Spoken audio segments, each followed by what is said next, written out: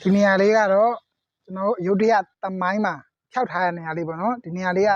ရုတ်တရက်မျိုးကန်တော့ပဲသိရဒီနေရာကိုလက်ပြောခွင့်နေပါတိတ်မပေးဘူးတိတ်မသိရခါကျတိတ်မလာဘူးကျွန်တော်တို့လောင်ဖျားကြီးတိမ်ပိုက်တုံကကျွန်တော်တို့ဘယ်လိုပြောမလဲယာယီတဲခဲ့တဲ့နေရာတွေပေါ့ဒီနေရာကြီးကဟိုဘက်မှာဆိုလို့ရှိရင်သူတို့အမှဟိုဘယ်လိုပြောမလဲစီဝတ်တက်တဲ့ဟော်ကန်တွေပါရှိသေးတယ်အခုတည်းနော်သူတို့ဒီဘက်မှာဆိုရင်သူတို့နေခဲ့နေရတွေပေါ့ဟိုဘက်မှာဆိုလို့ရှိရင်သူတို့ခေါင်းမပြတ်တဲ့ဖျားတဆူရှိသေးတယ်ဟိုးရှေ့ခက်ကဖျားသူတို့ခေါင်းဖြတ်လို့မမှီလိုက်တဲ့ဖျားတဆူပေါ့နော်အဖျားတဆူရှိသေးတယ်ဒီဘက်ကလေးမှာကျွန်တော်နဲ့အတူဒီထဲတော့တစ်ချက်တော့လိုက်ကြည့်ပေးပါနော်အဲ့တော့ဒီမှာဒီဖျားတွေဆိုလို့ရှိရင်ဒီနာမတော့ဘယ်လိုပြောမလဲစကိုင်းချခဲ့တာပေါ့ပြောမှဆိုရင်တော့အဲ့ပုံစံလေးပေါ့စကိုင်းချခဲ့တယ်ပြီးလို့ရှိရင်ဒီထဲမှာဖျားလေးရှိသေးတယ်နော်ဒါဟိုဘက်ဘေးမှာဆိုလို့ရှိရင်ကျွန်တော်တို့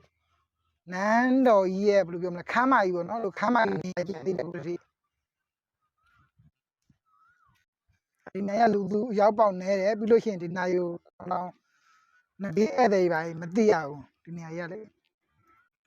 ကလေဧည့်သည်မသိရဘူးဒီထဲထဲဝင်နည်းနည်းကြောတော့နည်းနည်းရှမ်းတယ်ဒါတော့သူတို့ရဲ့တောင်းပေါ့နော်တောင်းသူတို့ပြောရတော့ဒီနာမှာသူတို့တက်ဆွဲခဲ့တယ်ပေါ့ဒီနိုင်မှာတက်ဆွဲခဲ့တယ်ပြီးလို့ရှိရင်ဟိုဘက်ဒီမှာကြတော့သူတို့စီရေးစပရိယာတွေပါနော်အစီအဝေးပါတဲ့ခမ်းမိုက်ပါရှိရပေါ့ဒါအခုလောလောဆယ်ဒါရဘယ်လိုကတော့ဒီနေရာကြီးဆိုဘယ်သူမှမသိတော့ဘူးဒီနေရာဆိုလို့ရှိလို့ရှိရင်ကျွန်တော်တို့ဒီဘရင်ဆိုလို့ရှိရင်ဒါကျွန်တော်တို့50မြောက်ဘရင်ပေါ့နော်ထိုင်းနေကိုးကွယ်တာကဘလို့ဘရင်တွေကိုးကွယ်လဲဆိုတော့သူတို့ကိုးကွယ်ဆုံးက50မြောက်ဘရင်ပြီးလို့ရှိရင်9ယောက်မြောက်ဘရင်9ယောက်မြောက်ဘရင်ကိုကြာတော့သူတို့ဘာကြောင့်ကိုးကွယ်လဲဆိုရင်9ယောက်မြောက်ဘရင်ကကျွန်းစနစ်ကိုပပြအောင်လုပ်ပေးခဲ့တဲ့ဘရင်9ယောက်မြောက်ဘရင်ကကြာတော့ထိုင်းနိုင်ငံကြီးစီပင်ဝါတာယာဝါပြောအောင်လို့ဒါဆွမ်းဆောင်ခဲ့တဲ့ဘရင်ပေါ့နော်သူတို့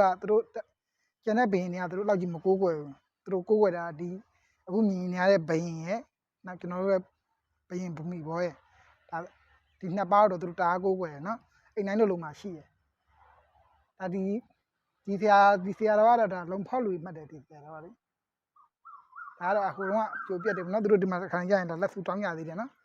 ဒီဘက်ဒီမှာလေဒါကတော့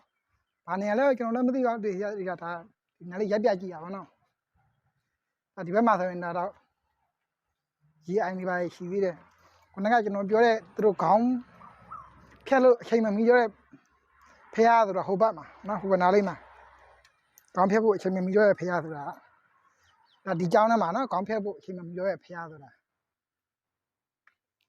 ဒီဘက်ကြောင်းထဲမှာကျွန်တော်နဲ့တူကျွန်တော်လိုက်ပြရမယ်နော်ဒီနာတော်တော်သားရနေကမလို့အေးနေမယ်